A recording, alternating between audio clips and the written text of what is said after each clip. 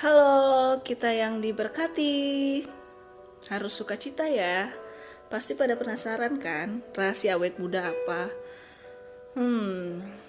Baru kali ini loh. Biasanya kalau aku baca ayat firman Tuhan, paling banyak di 4-5 ayat aja Tuhan bukakan maknanya.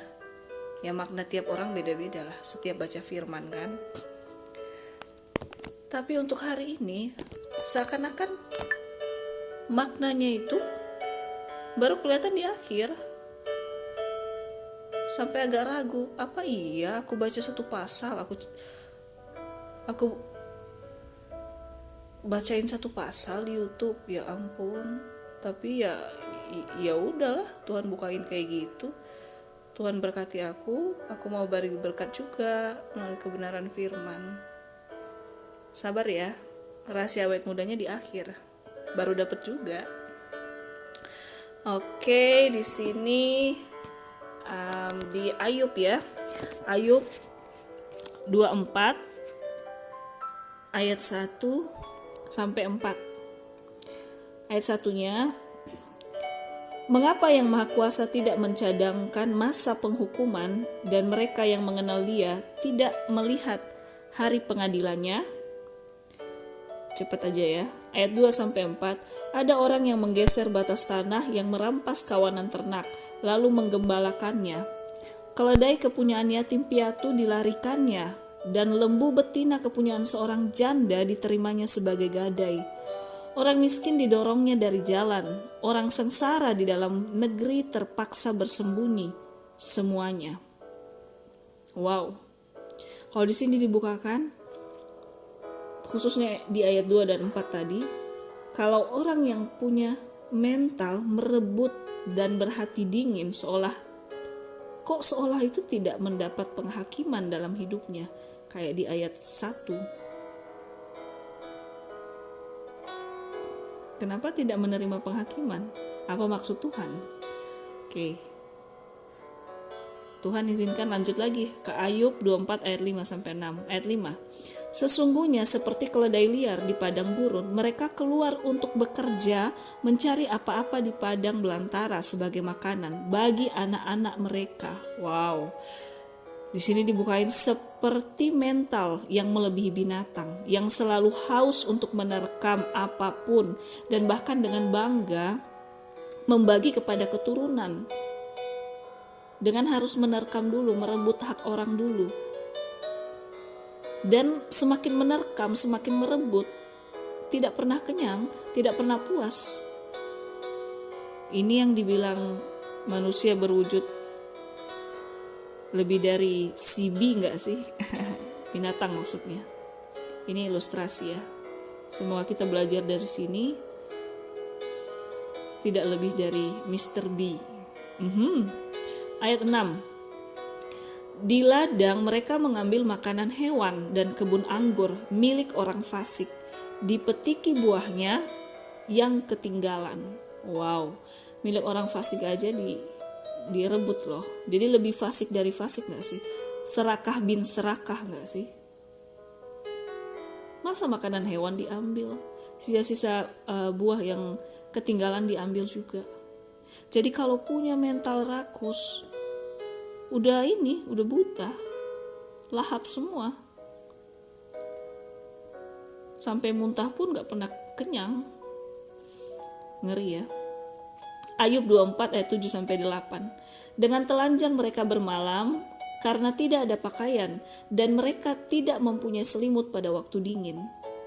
Oleh hujan lebat di pegunungan mereka basah kuyup, dan karena tidak ada tempat berlindung, mereka mengimpitkan badannya pada gunung batu.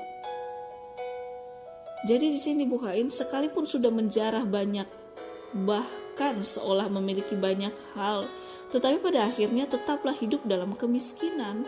Dan mental miskin adalah mental yang selalu ingin menjarah, merebut, dan selalu merasa kurang dan kurang, haus dan haus. Bahkan diingatin lagi di ayat 5 tadi, ayat 5b, mereka bekerja mencari apa-apa di padang belantara sebagai makanan bagi anak-anak mereka. Ngeri gak sih? bagaimana akhirnya anak-anak menerima hasil rampasan, hasil tuaian yang tidak diberkati. Namanya merampas. Tutup bungkus darah Yesus. Ayub 24 ayat 9-10. Ada yang merebut anak piatu dari susu ibunya dan menerima bayi orang miskin sebagai gadai. Dengan telanjang mereka berkeliaran karena tidak ada pakaian, dan dengan kelaparan mereka memikul berkas-berkas gandum. Di sini benar-benar dibukain super tega, super bengis, tapi akhirnya mental mereka yang selalu merasa kurang yang membuat mereka atau manusia tidak bisa menikmati hasil kejahatan sendiri. Karena tidak ada berkat untuk menikmati dalam perbuatan jahat. Tidak ada berkat. Pasti hancur-hancur lagi. Wow. Ayub 24 ayat 11. Di antara dua petak kebun, mereka membuat minyak. Mereka menginjak-injak tempat pengirikan sambil kehausan. Apa maksudnya? Jadi di sini dibukain hikmat yang awalnya seolah brilian pun tetap saja tidak menjadi berkat untuk diri sendiri, apalagi orang terdekatnya. Jadi di sini diingatin, hati-hati jika hasil dari kerja keras sendiri tidak dapat dinikmati. Bisa jadi kekuatan untuk bisa bekerja atau hikmat untuk bisa menghasilkan hal-hal itu yang awalnya seperti berkelimpahan, bisa jadi itu berasal dari si jahat, dari si iblis, dari si ular. Karena kalau dari Tuhan, pasti ada berkat untuk menikmati setelah bekerja sungguh-sungguh. Bukan malah hasil tuaian itu jadi kutuk sakit penyakit, kutuk penderitaan, kutuk kejatuhan. Enggak. Tuhan gak pernah mengutuk. Jadi kalau akhir dari usaha adalah kutuk, bertanya lagi, siapa yang menganugerahkan usaha itu? Karena kalau dari Tuhan, pasti selalu akhirnya damai sejahtera dan berkat. Amin. Ayub 24 ayat 12. Dari dalam kota terdengar rintihan orang-orang yang hampir mati dan jeritan orang-orang yang menderita luka. Tetapi Allah tidak mengindahkan doa mereka. Wow, di sini saya benar-benar disadarin bagaimana bisa orang sampai merintih, menderita, tapi Tuhan gak mengindahkan doa. Bukannya Tuhan peduli, bukannya dia selalu ada, bukannya hati yang hancur itu malah yang berkenan di hadapan Tuhan. Kenapa di sini berbalik? Di sini dibukakan, hati-hati banget ketika hanya datang ke Tuhan bermental minta-minta doang dan tidak dipedulikan sama Tuhan. Bisa jadi karena Tuhan udah enak dengan topeng kejahatan yang diperbuat. Karena gak ada yang tersembunyi di hadapan Tuhan. Tuhan bisa mencium bau darah kejahatan atau penyimpangan. Gak ada penyimpangan kecil besar, sedang menyimpang yang menyimpang dari firman-Nya. Tuhan bisa cium itu. Jadi Tuhan enak karena kekudusan tidak bisa bersatu dengan tidak kudus. Jadi ketika kita datang membawa borok ketidakkudusan, Tuhan enak. Tuhan tetap ada, tapi Tuhan enak. Jadi tidak mengindahkan doa. Doa berbau darah tidak mungkin diberkati. Wow, ampuni kami Tuhan, tutup bungkus kami kuasa darah-Mu. Ayub 24 ayat 13-14. Ada lagi golongan yang memusuhi terang, yang tidak mengenal jalannya dan tidak tetap tinggal pada lintasannya. Pada parak siang bersiaplah si pembunuh, orang sengsara dan miskin dibunuhnya, dan waktu malam ia berlaku seperti pencuri. Ini ayat Ayub 24 16-17. Di dalam gelap mereka membongkar rumah, pada siang hari mereka bersembunyi, mereka tidak kenal terang. Karena kegelapan adalah pagi hari bagi mereka sekalian, dan mereka sudah biasa dengan kedahsyatan kegelapan. Wow, maaf ya agak panjang. Tapi di sini dibukain, karena miskin pengenalan akan kebenaran firman atau tidak takut Tuhan atau ogah banget sama firman, maka melakukan semua yang jahat sudah nggak bisa lihat waktunya, nggak bisa lihat kondisi terang atau pagi. Itu diibaratkan udah terang-terangan alias nggak munafik lagi untuk melakukan semua yang biadab, semua yang jahat. Bahkan sudah menjadi makanan, kekuatan, hobi sehari-hari untuk melakukan penyimpangan, kejahatan, dan kenajisan untuk di hadapan Tuhan. Wow, biarlah Tuhan kasih kita hikmat apa yang harus kita perbaharui dari hidup kita masing-masing. Karena sesungguhnya kita buta tanpa terang dari Tuhan. Ayub 24 ayat 18-20. Mereka hanyut di permukaan air, bagian mereka terkutuk di bumi. Mereka tidak lagi pergi ke kebun anggur mereka. Di sini dibukakan lagi, ada waktunya mereka pasti menuai dan tidak menikmati buah kejahatan, bahkan menuai buah kejahatan, buah ketamakan, buah kedegilan hati. Menuai di bumi bukan saat nanti di penghakiman, no, menuai di bumi juga. Ya banyak lah ya, intinya tuayan yang tidak mendatangkan damai sejahtera atau tuayan yang membuat semakin jauh dari Tuhan, ya itulah tuayan dari kejahatan itu sendiri. Ayat 19, air salju dihabiskan oleh kemarau dan panas, demikian juga dilakukan dunia orang mati terhadap mereka yang berbuat dosa. Di sini bukain, hasil rampasan akan cepat menguap hilang, ekspres hilangnya, begitu saja. Jadi apa yang ditabur tapi tidak dituai, bahkan cepat hilang melalui hal-hal yang mengerikan lah. Tiap orang beda-beda prosesnya. Mari kita tetap berhati-hati. Karena tidak ada penjagaan pada sesuatu yang di luar kehendak Tuhan. Jadi cepet banget hilang, cepet dapat, cepet hilang. Ayat 20, rahim ibu melupakan dia, berenga mengerumitnya, ia tidak diingat lagi, kecurangan dipatahkan seperti pohon kayu.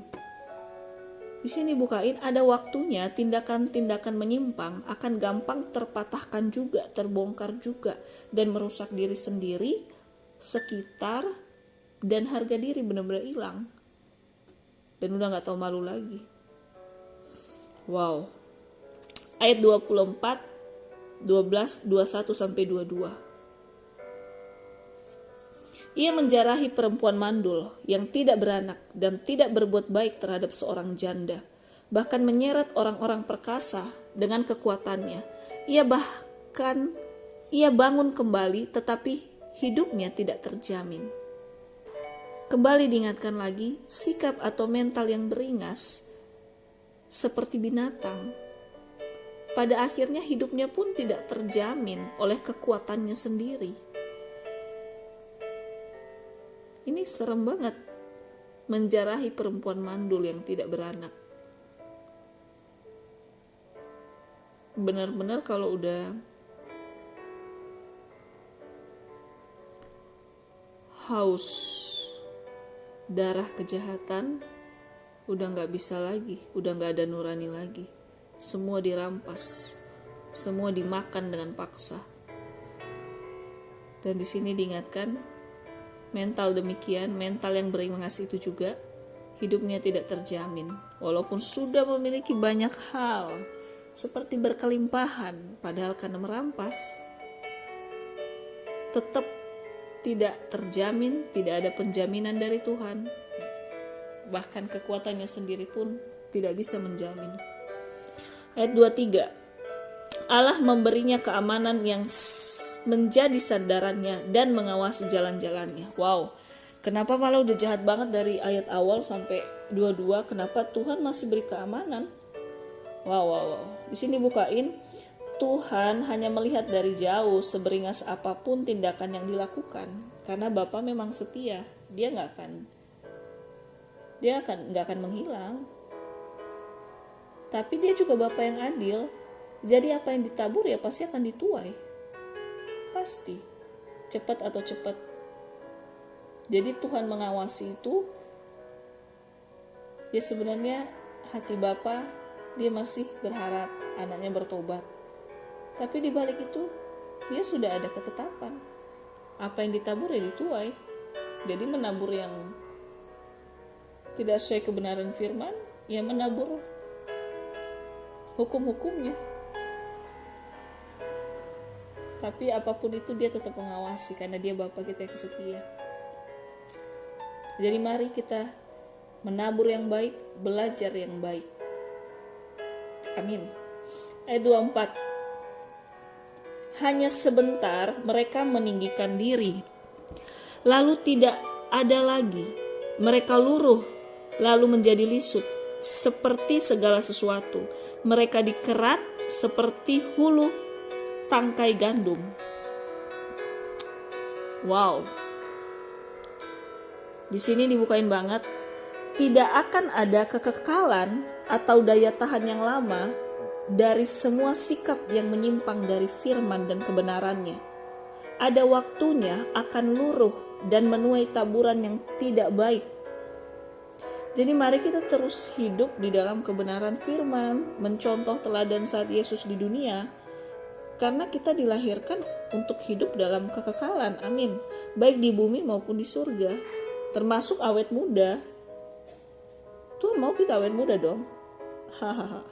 Bukan cuma wajah atau fisik, tapi awet tuayan yang kita tabur jika sesuai kebenarannya, dan pasti mendatangkan damai sejahtera plus awet muda. Amin. Ya kembali lagi, kunci segala yang baik termasuk awet muda, ya hidup dalam kebenaran dan menghormati Bapa dalam seluruh aspek hidup kita sehari-hari, baik di bumi maupun di surga. Jadi awet muda itu baik secara fisik maupun rohani pasti kita dapatin, karena di dalam Tuhan pada akhirnya damai sejahtera. Dan roh damai sejahtera itu yang terus memperbaharui awet mudanya kita. Amin. Semua kita diberkati, dan mari tetap haus akan kasihnya Bapa di hidup kita. Tuhan Yesus memberkati. Jesus love you more and more every second now life. God bless.